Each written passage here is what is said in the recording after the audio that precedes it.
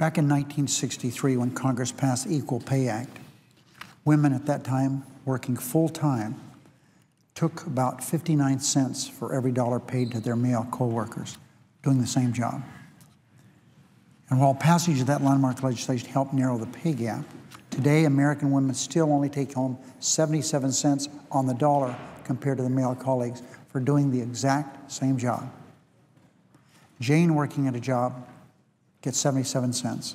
Jack working at that job gets $1. That's why women are concerned about how they're being treated. It's simply not fair that any woman working the same hours in the same job should make less money. The average woman who works full-time year-round in Nevada makes $7,300 less than a man doing the same job. So it's crucial we pass the bill now before this body, the Paycheck Fairness Act. It's really common sense.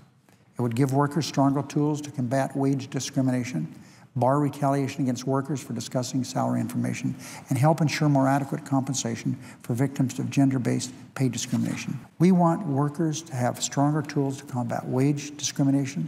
We want to bar retaliation against workers for discussing salary information.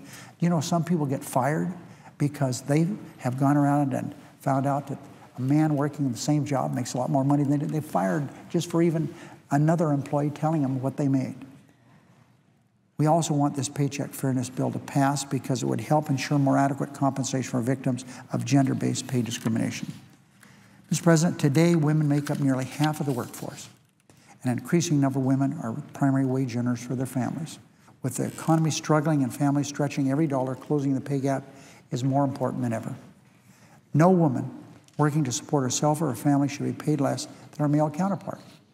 If they're doing the same job, they should be paid the same. Some employers, Mr. President, have taken advantage of women, knowing they'll work for less. They got maybe a single parent. Why don't we have to be here what we pay him?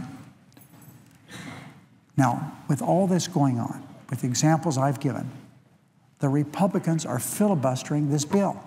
They won't even let us vote on it. But what's new?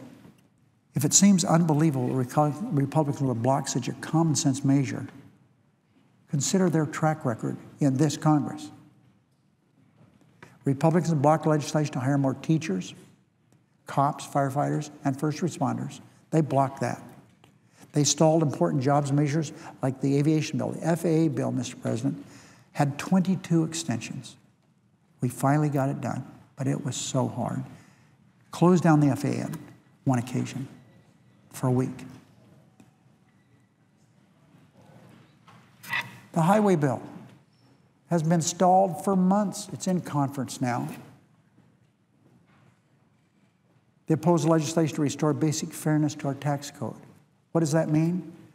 Mr. President, we agree with the American people. About 80% of the American people feel that someone making more than $1 million a year should pay more than somebody making $100,000 a year, but not our Republican friends. So they've opposed legislation to restore basic fairness to our tax code.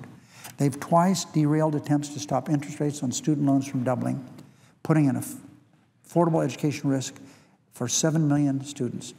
Mr. President, what I'm saying here is that if we don't get something done by the end of this month, student loans, a large number of them, so-called Stafford loans, will from 3.4%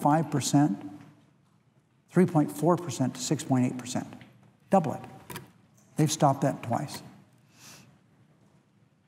They put women's life at risk by holding the Violence Against Women Act in limbo over a hyper-technical issue. And when I say hyper-technical, I mean just that. We've passed what we've done here. They won't let us go to conference on it because it has a tax measure in it, amounting to almost, by Washington standards, almost no money.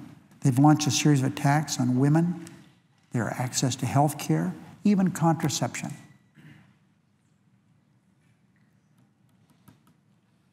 They've amassed an impressive record of obstruction, of being on the wrong side of almost every issue.